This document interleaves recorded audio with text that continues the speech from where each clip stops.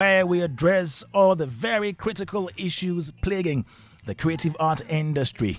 My name is Kwame Dadzie, Joe 99.7 FM, Showbiz A to Z, brought to you by MTN. Everywhere you go, superstar multi-fruit drink. Now, a few days ago, we celebrated Ghana's independence, the 67th independence, and the celebration was held in Koforidua in the eastern region. Now, after this year's independence parade, it was reported by adomonline.com that 44 pupils, 26 security officers collapsed at Tamale during their parades. Now, it's also reported that a security officer died in Koforidua during the parade. That was a report carried by Daily Guide. This happened when we were celebrating Ghana's 67th anniversary.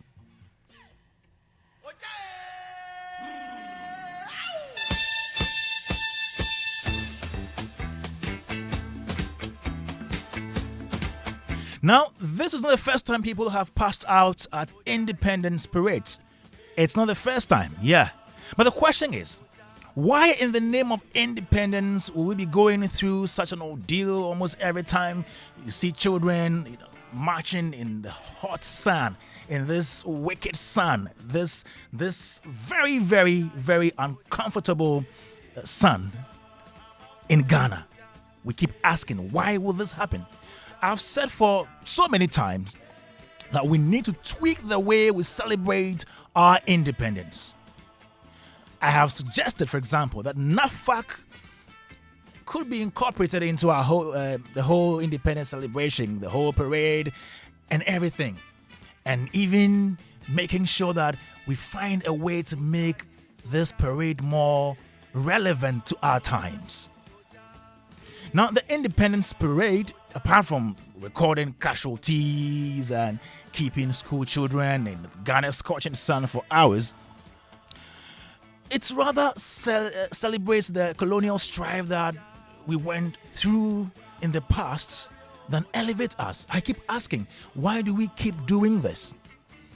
I understand that it's a day that the security services, stretch their staff, but can they do this, in their own ways?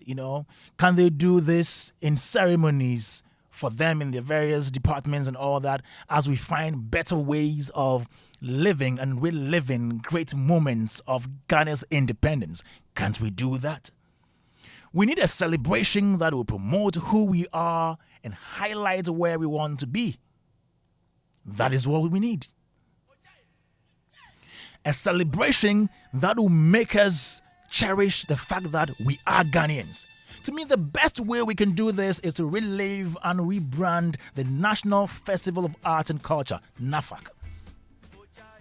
We can make it an annual event instead of biennial. We can make it a 3-day celebration in March. Then we climax it with the Independence Day on 6th March, which is the Independence Day.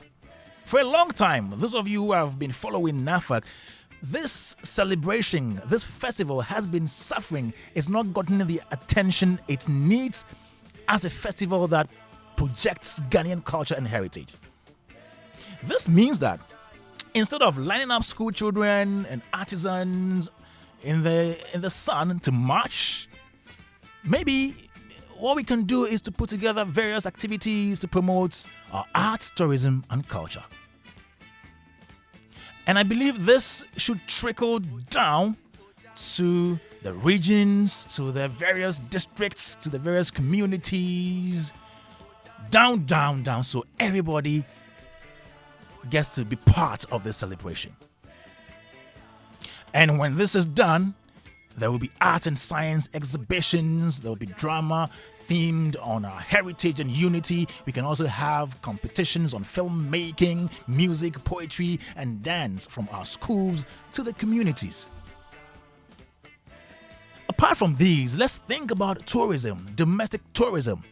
The schools and communities can do one thing, and they can organize sightseeing to various tourist sites And that is how I think, one of the ways I think that we can also project what we have. That is true independence to me, more than reliving the colonial times and try to portray the things that were done during the days that we were under oppression. Now, I'm also suggesting that instead of always going on the parade and recording high numbers of people passing out and dying, maybe what we can also do is to, as part of the whole NAFAC incorporation, what we can do is to also organize a big concert to project our high life music, that songs that are actually grown in our country. We can do that as part of the celebration. So apart from the Year of Return, the Beyond the Return programs, this to me is another rich avenue to drive people into our country, to see our culture, to watch and listen to our stories, and then patronize our tourist sites. Now, if we claim that we are truly independent, we need to free ourselves of the shackles of neo-colonial ideologies. Whoever has ears, let them hear.